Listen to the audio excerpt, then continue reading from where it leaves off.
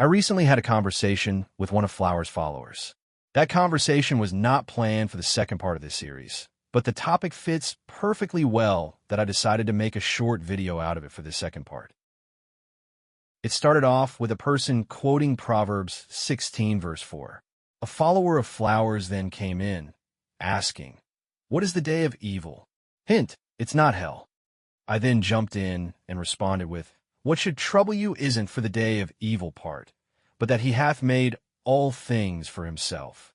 God owns what he makes, and, as the maker, he has full right to do with it as he pleases." Why should that trouble me? God, whom the Bible says is good, owns what he makes, but gave earth to mankind to rule it. I'm a human, and it makes me happy to give my kids good things. We can choose to have kids in the first place for ourselves.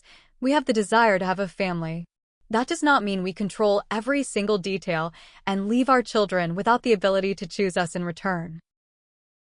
The reality is that you don't really believe that God owns what he makes because you're attempting to force your presuppositions into the text by using another text without careful handling of that text. In this case, Psalms 115 verse 16, to explain what it means for him to own what he makes. Then you give us a human analogy. You might not see it yet, but this is a very dangerous thing to do. The whole Proverbs 16 shows what it means for God to be sovereign, and what it means for him to really be the maker. As the maker, he has full right to do as he pleases, but you're limiting him by dragging him down to a human level with your analogy. For example, can God turn a person's heart to hate? If you say no, then you don't really believe that he can do as he pleases, on top of denying Psalms 105 verse 25. Verse 7 says, "When a man's ways please the Lord, he makes even his enemies to be at peace with him." That's right in Proverbs 16 that we're currently discussing. And how exactly does God do that? Proverbs 21 verse 1 tells us how, by turning the heart. And how can God do this?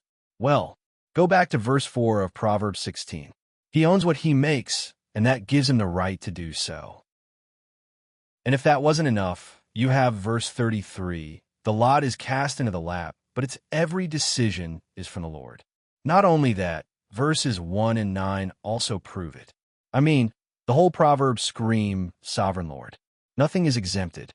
Both the righteous and wicked are in his hands, even objects. He's sovereign over them all.